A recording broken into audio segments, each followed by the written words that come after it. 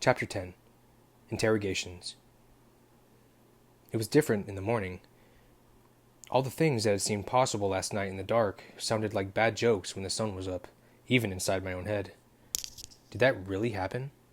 Did I remember the words right? Had she really said those things to me? Had I really been brave enough to say the things I thought I'd said?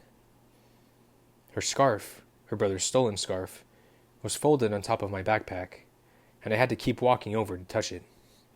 That part was real, at least. It was foggy and dark outside my window. Absolutely perfect. She had no reason to miss school today. I dressed in layers, remembering I didn't have my jacket and hoping I wouldn't get soaked all the way through before I could find it again. When I got downstairs, Charlie was gone. I was running later than I'd realized. I swallowed a granola bar in 3 bites, chased it down with milk straight from the carton, and then hurried out the door. Hopefully the rain would hold off until I saw Jeremy. Hopefully my jacket was still in his car. It was really foggy. The air looked like it was filled with smoke. The mist was ice cold where it would touch my face, and I couldn't wait to get the heat going in my truck. It was such a thick fog that I was a few feet down the driveway before I realized there was another car in it. A familiar silver car. My heart did the weird double thump thing, and I hoped I wasn't developing some kind of aortic issue. The passenger window was down, and she was leaning toward me, trying not to laugh at my "I might be having a heart attack" face. "Would you like a ride to school?" she asked. Though she was smiling, there was some uncertainty in her voice. She didn't mean this to be a no-brainer for me, but she wanted me to really think about what I was doing. Maybe she even wanted me to say no, but that wasn't going to happen. "Yeah, thanks," I said, trying to sound casual. As I ducked into the warm car, I noticed a light tan jacket slung over the headrest of the passenger seat. "What's this?" "Royal's jacket. I didn't want you to catch a cold or something." I set the jacket carefully on the back seat. She didn't seem to mind borrowing her brother's stuff, but who knew how they felt about it? One of the confused images I remembered from the car accident, however many weeks ago it was now, was the faces of her siblings, watching from a distance. The word that had best summed up Royal's face was fury. I might have had a hard time being afraid of Edith, but I didn't think I'd have the same problem with Royal. I pulled the scarf from my bag and laid it on top of the jacket. "I'm good," I told her, and thumped my fist against my chest twice. Immune system in top form. She laughed, but I wasn't sure if it was because she thought I was funny or ridiculous. Oh well, just as long as I got to hear her laugh. She drove through the foggy streets, always too fast, barely looking at the road. She wasn't wearing a jacket either, just a pale lavender sweater with the sleeves pushed up. The sweater hugged her body, and I tried not to stare. Her hair was wound up into a twist on the back of her head, messy, with strands falling out everywhere, and the way it exposed the slender column of her neck was also distracting. I wanted to brush my fingertips down the length of her throat. But I had to be more careful, like she'd warned me last night. I wasn't entirely sure what she meant, but I would do my best, because it was something she obviously needed from me. I wouldn't do anything to scare her away. "What? No 20 questions today?" she asked me. Was that annoying last night? Not annoying, just confusing. I was surprised she felt that way. It seemed like I was the one in the dark. "What does that mean?" "Your reactions. I don't understand them." "My reactions?" She glanced at me, raising an eyebrow. "Yes, Bo. When someone tells you they drink blood, you're supposed to get upset. Make a cross with your fingers, throw holy water, run away screaming, that sort of thing." "Oh, I'll do better next time?" "By all means, please work on your expressions of horror." "Horror isn't exactly how I described last night." She exhaled through her nose, irritated. I didn't know what to say. Nothing could make me see her as something to run away from. "So, where's the rest of your family?" I didn't actually want to think about her family. I didn't want to deal with the idea of more vampires who weren't Edith, vampires who might inspire real horror. But the fact was that usually her car was full.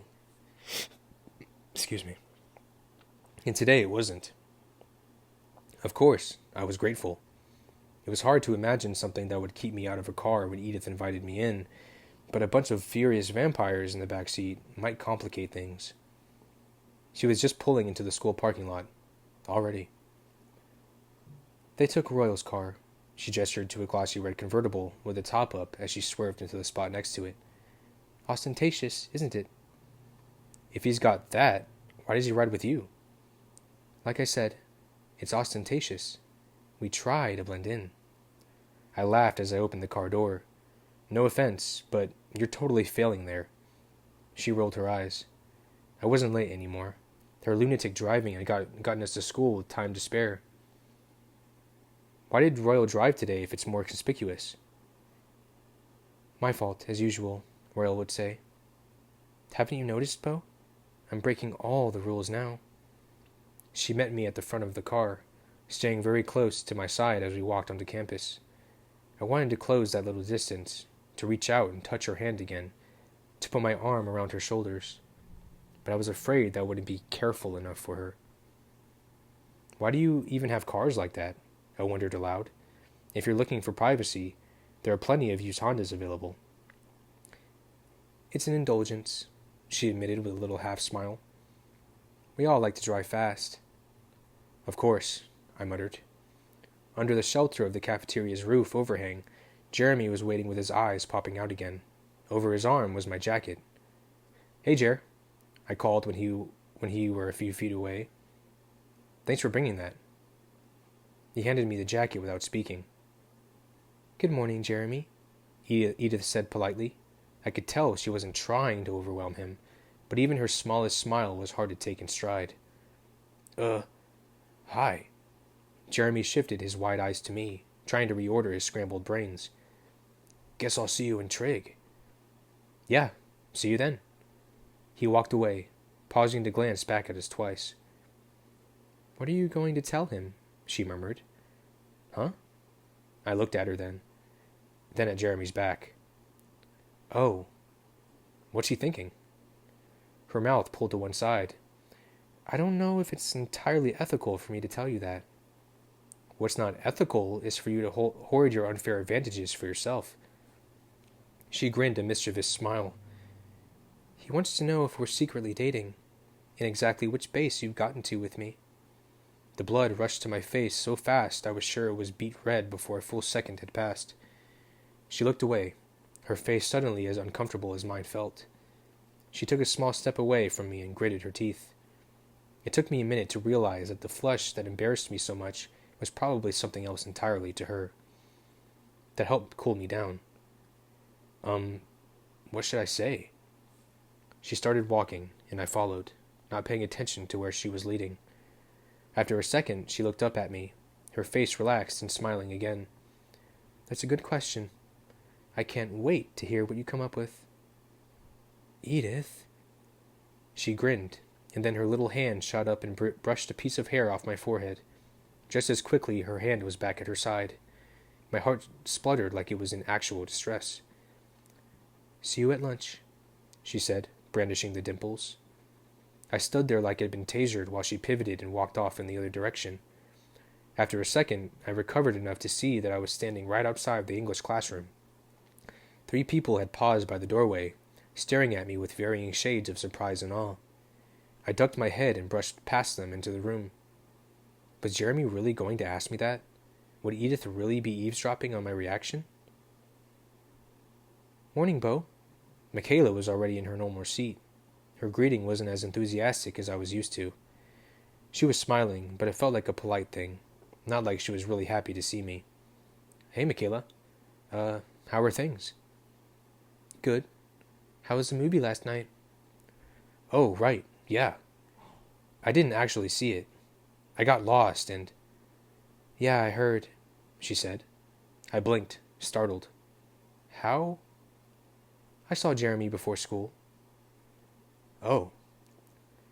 He said you didn't miss much. The movie was lame.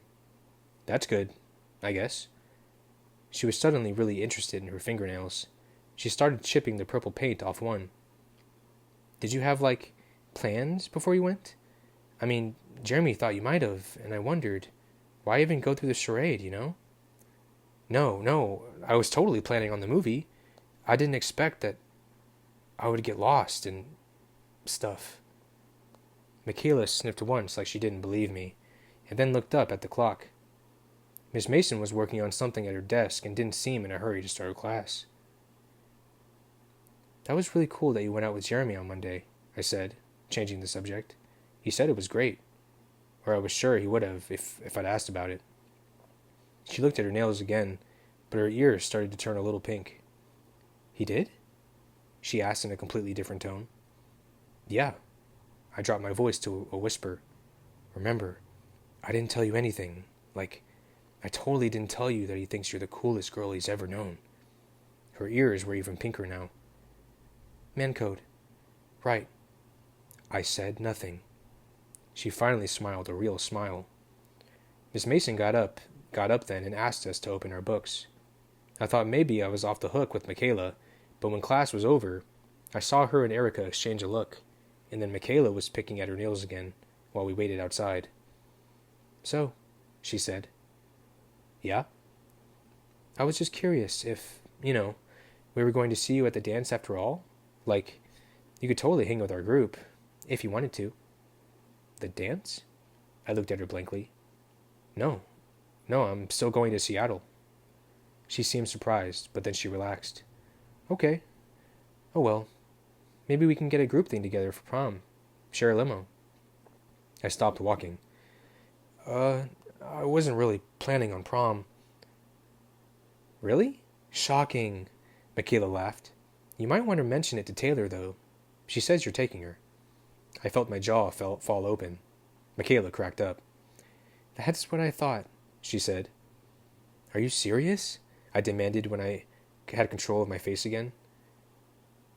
I mean, she was probably joking. Logan and Jeremy were talking about getting started early and putting together a big thing for prom, and then Taylor said she was out because she already had plans with you. That's why Logan's being so, about you. He has a thing for Taylor. I figure you deserved a heads up. After all, you broke the man code for me. What am I supposed to do? Tell her you're not taking her. I can't just... What would I even say? She smiled like she was enjoying this. Man up, Bo, or rent a tux. Your choice. So I didn't get much out of government after that. Was it really my responsibility to uninvite Taylor to the prom? I tried to remember what I'd said to her in the parking lot when she'd asked me to the girls' choice. I was almost positive I had not agreed to anything. The sky was like lead as I walked to Trig, dark gray and kind of heavy looking. Last week, I would have found it depressing. Today, I smiled. There was something better than sunshine. When I saw Jeremy sitting by an empty desk in the back row, watching the door, waiting for me, I remembered that Taylor wasn't the only problem I had right now. My neck started feeling warm, and I wished I'd kept the scarf. There was another open chair 2 rows forward, but it was probably better to get this over with and be done with it. Miss Varner wasn't in the room yet. What was with all the tardy teachers today? It was like nobody even cared if we were educated. I sat next to Jeremy. He didn't keep me waiting. Dang, son, he said. Who knew you had that kind of game? I rolled my eyes. I have no game. Please, he punched my arm. Edith Cullen? Come on, how did you swing that? I didn't do anything. How long has this been happening? Is it some kind of secret? Like, she doesn't want her family to know? Is that why you pretended you were going to the movie with us? I wasn't pretending anything. I had no idea she was in Port Angeles that night. She was the last person I expected to see. He seemed deflated by my obvious honesty. Have you ever been out with her before last night? Never. Excuse me, I'm sorry. Huh. Just a total coincidence? Excuse me, oh my god. I guess. It was obvious when I was telling the truth, and obvious when I was evading it. The suspicious, knowing look came back to his face. Because, it's not a secret that you've been, obsessed with her since you got here. I winced. It's not? So I have to wonder how you turned that around. Do you have a genie in a lamp? Did you find some blackmail on her? Or did you trade your soul to the devil or something? Whatever, man. Exactly how much did you get in the bargain? Bet it was a pretty wild night, eh? I was starting to get pissed, but I knew he would twist whatever reaction I showed to make it seem like something else. I answered calmly. It was an early night, home by 8. Are you serious? It was just dinner and a ride home, Jeremy. What about this morning, though? You were still with her. Still? No. What? You thought she was with me all night? She wasn't? No. But you were in her car. She picked me up for school this morning. Why? I have no idea. She offered me a ride. I wasn't going to say no. And that's it? I shrugged. Really? Please tell me you at least made out with her. Anything. I scowled at him. It's not like that. He made a disgusted face. That is, hands down, the most disappointing story I've ever heard in my entire life. I take back everything I said about your game. Obviously, it's just some pity thing. Yeah, probably. Maybe I should try to look more pathetic, if that's what Edith is into. Go for it. It won't take her long to get bored with you, I bet. My facade slipped for a second. He caught the change and grinned, a little smug. Yeah, I said. I'm sure you're right. Miss Varner showed up then, and the general chatter started to die down while she began writing equations across the board. You know what, though? Jeremy said under his breath. I think I'd rather be with a normal girl. I was already irritated. I didn't like the way he talked about Edith in general, and the way he said normal really bugged me. No, Edith wasn't normal. But that wasn't because, like his tone seemed to imply, she was something off or wrong. She was beyond normal, above it, surpassing it by so much that normal and Edith weren't even on the same plane of existence. That's probably for the best, I muttered in a hard voice. Keep your expectations low. He shot me a startled look, but I turned to face the teacher.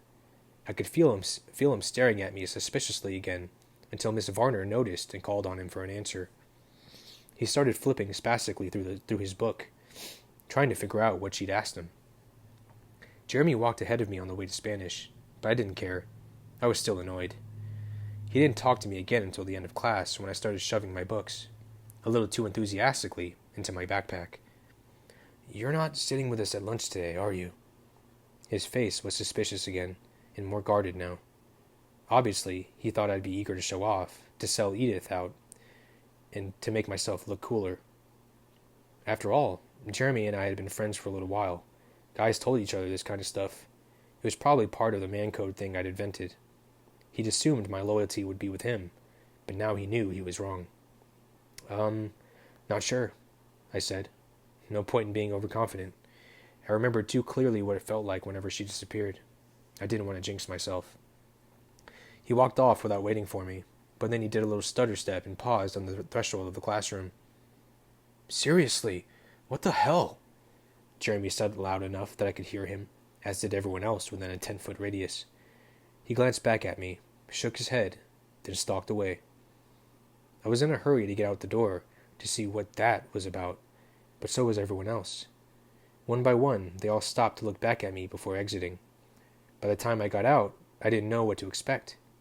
Irrationally, I was half expecting to see Taylor in a sparkly prom dress and tiara, but outside the door to my Spanish class, leaning against the wall, looking 1,000 times more beautiful than anyone had a right to, Edith was waiting for me. Her wide gold eyes looked amused, and the corners of her lips were right on the point of smiling. Her hair was still coiled up in that messy twist, and I had the oddest urge to reach down and pull the pins out of it. Hello, Bo. Hi. Part of me was aware we had an audience, but I was past caring. Hungry? She asked. Sure. Actually, I had no idea if I was. My whole body felt like it was being electrocuted in a strange and very pleasant way. My nerves couldn't process more than that. She turned toward the cafeteria, swinging her bag into place. Hey, let me get that for you, I offered. She looked up at me with doe eyes. Does it look too heavy for me? Well, I mean... Sure, she said. She slid the bag down her arm and then held it out to me, very deliberately using just the tip of her pinky finger. Thanks, I said, and she let the strap fall into my hand. I guess I should have known it would be twice as heavy as my own. I caught it before it could hit the sidewalk, then hefted it over my free shoulder. Do you always bring your own cinder blocks to school? She laughed.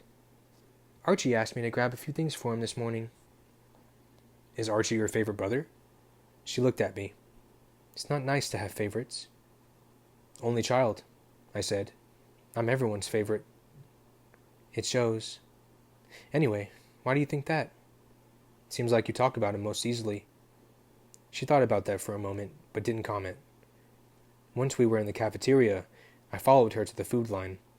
I couldn't help staring at the back corner of the cafeteria the way I did every day. Her family was all present and accounted for, paying attention only to each other. They either didn't notice Edith with me, or they didn't care. I thought about the idea Jeremy had come up with, that Edith and I were seeing each other in a secret, to keep it from her family's notice. It didn't look like she was hiding anything from them, but I couldn't help but wonder what they thought about me. I wondered what I thought about them. Just then, Archie looked up and smiled across the room at me. Automatically, I smiled back, then glanced down to see if he'd actually meant the smile for Edith. She was aware of him, but she wasn't responding in kind.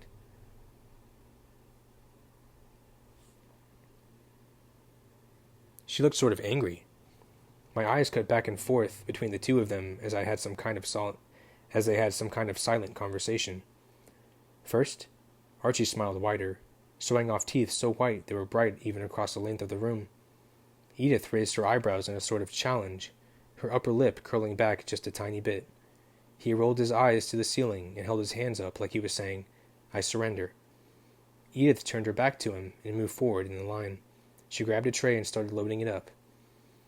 I'm pretty close with all my family, but Archie and I do have the most in common, she said, finally answering my question in a low voice. I had to duck my head down to hear her. Some days he's really annoying, though. I glanced back at him. He was laughing now.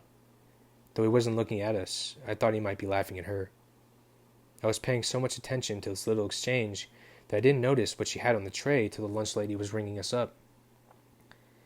That'll be $24.33, she said. What?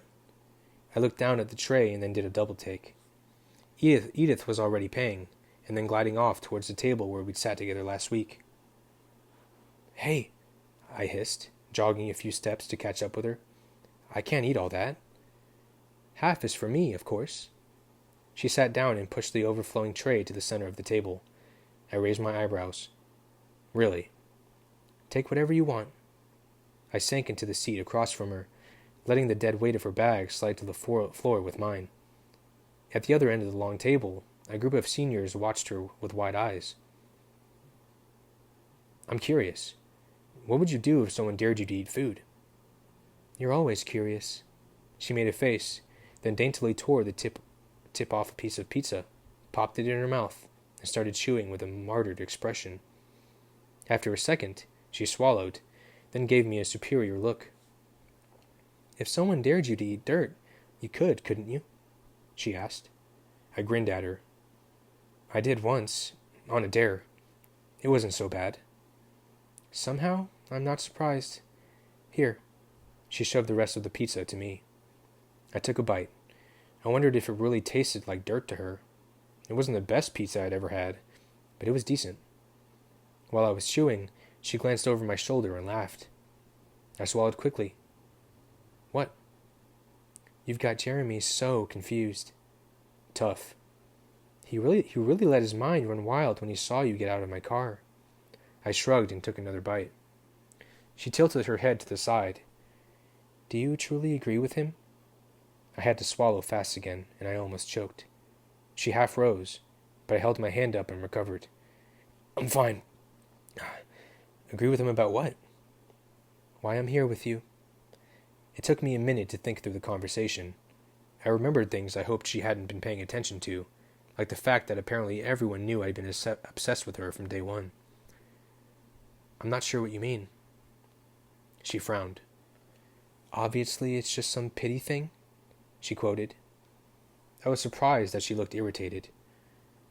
It's as good as an explanation as any. And I'll be getting bored soon, will I? That one stung a little. This was my biggest fear, and it seemed all too likely, but I tried to hide it with another shrug. Bo, you're being ridiculous again. Am I? She smiled a funny half-smile, half-frown. There are several things I am currently worried about. Boredom is not one of them. She cocked her head to the side, her eyes drilling into mine.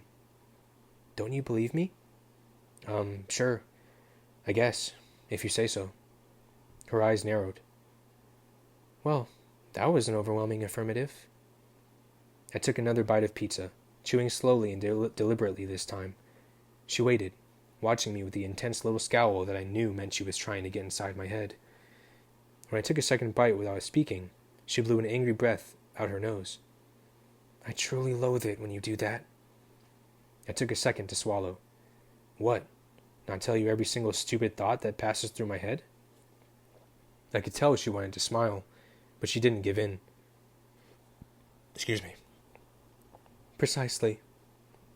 I don't know what to say. Do I think you'll get bored with me? Yeah, I do. I honestly don't know why you're still here. But I was trying not to say that out loud, because I didn't want to point something out that you might not have thought of yet. The smile escaped. So very true.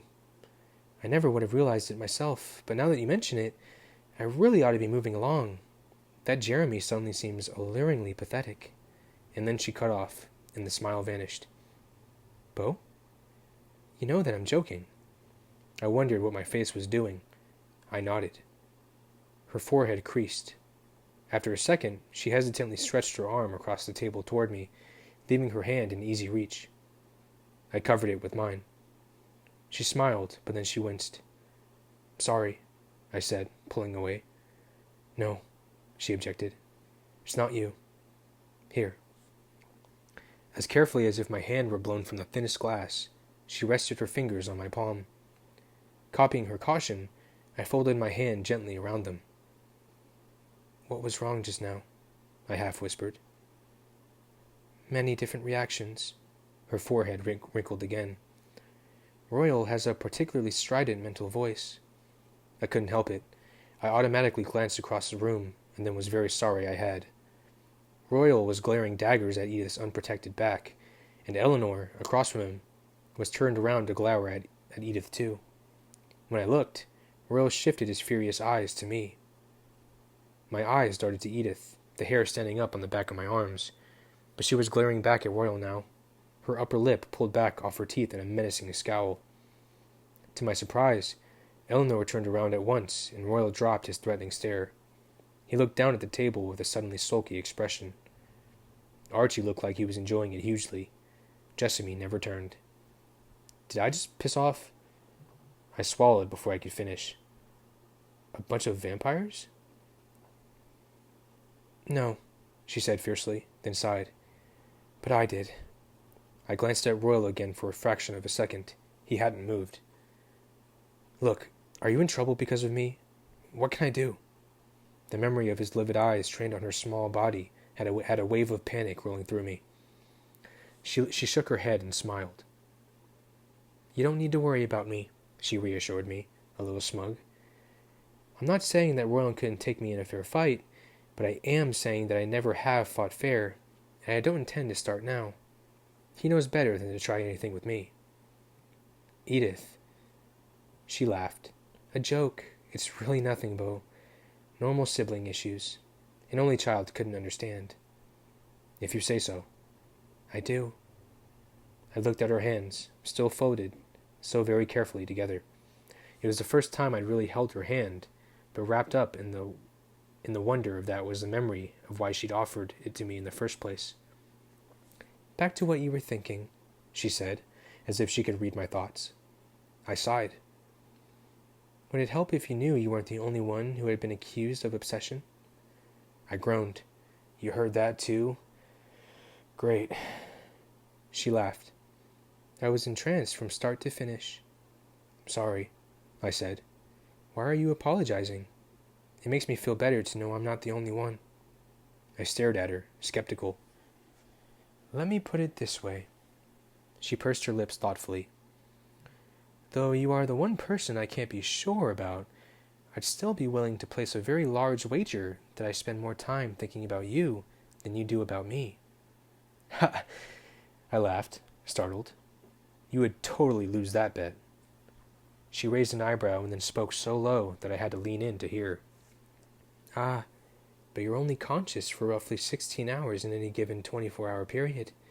That gives me quite a lead, don't you think? You're not factoring dreams, though." She sighed. "Do nightmares count as dreams?" Red started creeping up my neck. "When I dream about you, it's definitely not a nightmare." Her mouth opened just a tiny bit in surprise, and her face was suddenly vulnerable. "Really?" she asked. It was obvious that she was pleased, so I said, "Every single night." She closed her eyes for just a minute, but when she opened them, her smile was teasing again. "REM cycles are the shortest of all the sleep stages. I'm still hours ahead." I frowned. It was difficult to process. "You really think about me? Why is that so hard for you to believe?" "Well, look at me," I said unnecessarily, as she already was. "I'm absolutely ordinary. Well, except for bad things like all the near-death experiences and being so uncoordinated that I can barely walk. And look at you." I waved my free hand toward her in all her unsettling perfection. She smiled a slow smile. It started small but ended with a full array of dimples, like the grand finale at the end of a fireworks show on the 4th of July. "I can't argue with you about the bad things." "Well, there you go." "But you're the least ordinary person I've ever met." Her eyes held for a long moment. Mine searched hers, as I tried to believe she could see something important enough to keep her here.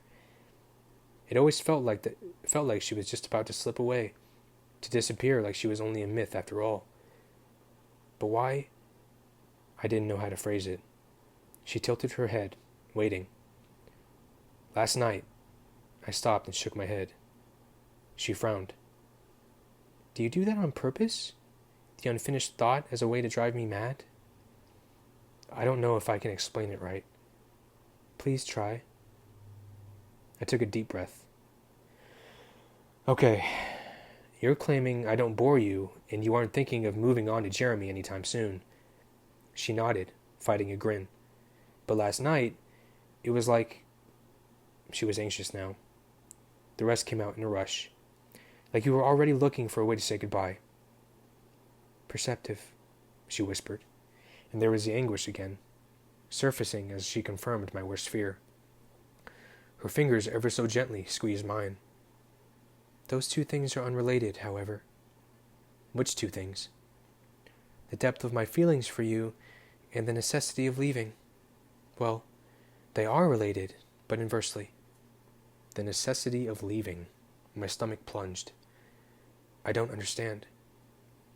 She stared into my eyes again, and hers burned, mesmerizing. Her voice was barely audible.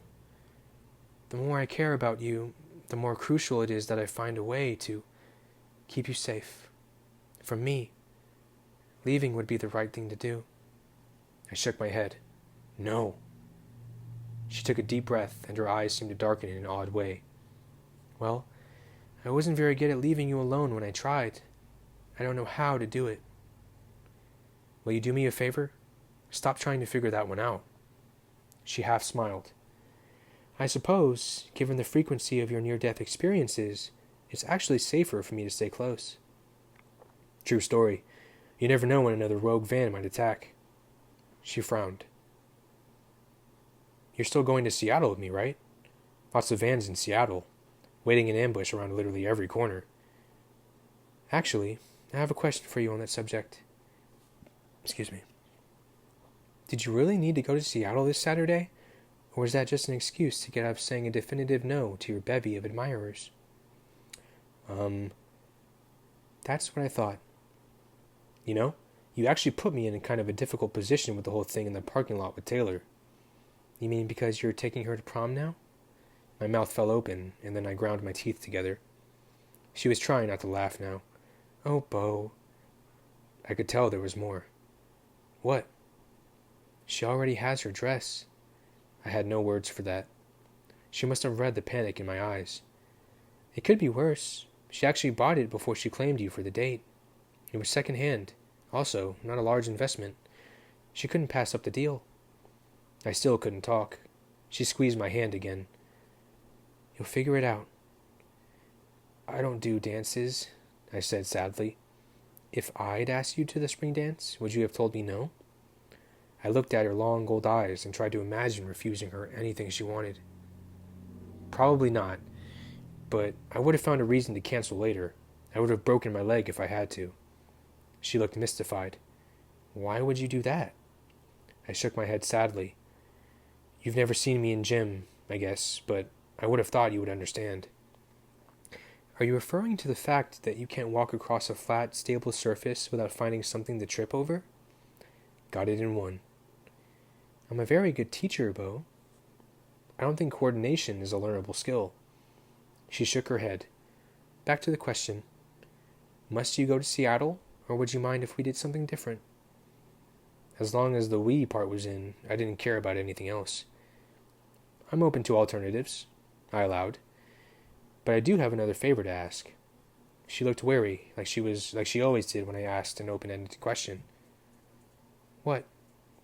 "Can I drive?" She frowned. "Why?" "Well, mostly because you're a terrifying driver, but also because I told Charlie I was going alone, and I don't want him to get curious." She rolled her eyes. "Of all the things about me that could frighten you, you worry about my driving." She shook her head in disgust, but then her eyes were serious again. "Won't you want to tell your father that you're spending the day with me?" There was an undercurrent to her question that I didn't understand. With Charlie, less is always more. I was definite about that. "Where are we going, anyway?" "Archie says the weather will be nice, so I'll be staying out of the public eye, and you can stay with me if you'd like to." Again, she was leaving the choice up to me. "And you'll show me what you meant about the sun?" I asked, excited by the idea of solving another of the unknowns. "Yes," she smiled, then hesitated. "But if you don't want to be alone with me, I'd still rather you didn't go to Seattle by yourself. I shudder to think of all the vans. As it happens, I don't mind being alone with you." "I know," she sighed. "You should tell Charlie, though." I shook my head at the thought of explaining my personal life to Charlie. Why on earth would I do that? Her eyes were suddenly fierce. "To give me some small incentive to bring you back." I waited for her to relax. When she didn't, I said, "I'll take my chances." She exhaled angrily and looked away. "So that's settled. New topic?" My attempt to change the subject didn't help much. "What do you want to talk about?" she asked through her teeth, still annoyed. I glanced around us, making sure we were well out of anyone's hearing. In the back corner, Archie was leaning forward, talking to Jessamine. Eleanor sat beside her, but Royal was gone. "Why did you go to Goat Rock's place last weekend? To hunt?" Charlie said it wasn't a good place to hike because of bears. She stared at me as if I was missing something very obvious. "Bears?" I gasped. She smirked. "You know, bears are not in season," I added sternly to cover my shock. "If you read carefully, the laws only cover hunting with weapons," she informed me. She watched my face with enjoyment as I slowly sank in. "Bears?" I repeated with difficulty. "Grizzly is Eleanor's favorite." Her voice was still offhand, but her eyes were scrutinizing my reaction. I tried to pull myself together. I said, taking another bite of pizza as an excuse to look down. I chewed slowly, then swallowed. "So," I said after a moment, "what's your favorite?" She raised an eyebrow and the corners of her mouth turned down like she didn't approve of my question. "Mountain lion." "Sure, that makes sense." I nodded, like she just said something totally normal. "Of course," her tone mirrored mine, nothing out of the ordinary. We have to be careful not to impact the environment with injudicious hunting. We try to focus on areas with an overpopulation of predators, ranging as far away as we need. There are always plenty of deer and elk here, and they'll do. But where's the fun in that? She smiled. So not fun, I murmured around another bite of pizza. Early spring is Elle's favorite bear season. They're just coming out of hibernation, so they're more irritable. She smiled at some remembered joke. Nothing better than an irritated grizzly bear, I agreed, nodding. She laughed, then shook her head. Tell me what you're really thinking, please. I'm trying to picture it, but I can't, I admitted. How do you hunt a bear without weapons? Oh, we have weapons. She flashed her bright teeth with a wide grin that wasn't really a smile. Just not the kind they consider when writing hunting laws. Just not the kind they consider when writing hunting laws. If you've ever seen a bear attack on television, you should be able to visualize Eleanor hunting. I glanced across the cafeteria toward Eleanor, grateful that she wasn't looking my way. The long, smooth lines of muscle that ran down her arms and legs were suddenly much more than intimidating. I pictured her gripping under the edge of a mountain, then lifting. Edith followed my gaze and chuckled. I stared back at her, unnerved. Is it dangerous? I asked in a low voice. Do you ever get hurt? Her laughter pealed like a bell. Oh, Bo, about as dangerous as your slice. I looked at the pizza crust and said, Yikes, so, are you like a bear attack? Well, more like the lion, or so they tell me, she said lightly. Perhaps our preferences are indicative. Perhaps, I repeated. I tried to smile, but my mind was struggling to fit the paradoxical images together, and failing. Is that something I might get to see? Never, she whispered. Her face turned even whiter than usual, and her eyes were suddenly horrified. She pulled her hand gently from mine and wrapped her arms tightly around her body. My hand lay there, empty on the table, numb from the cold. What did I say? I asked. She closed her eyes for a moment, regaining control. When she met my stare at last, she looked angry. I almost wish it were possible. You don't seem to understand the realities present. It might be beneficial for you to see exactly how dangerous I actually am. Okay then, why not? I pressed, trying to ignore her hard expression. She glared at me for a long minute. Later, she finally said. She was on her feet in one lithe movement. We're going to be late. I glanced around, startled to see that she was right, and the cafeteria was nearly vacant. When I was with her, the time and the place were such minor details that I completely lost track of both. I jumped up, grabbing our bags from the floor. Later, then, I agreed. I wouldn't forget.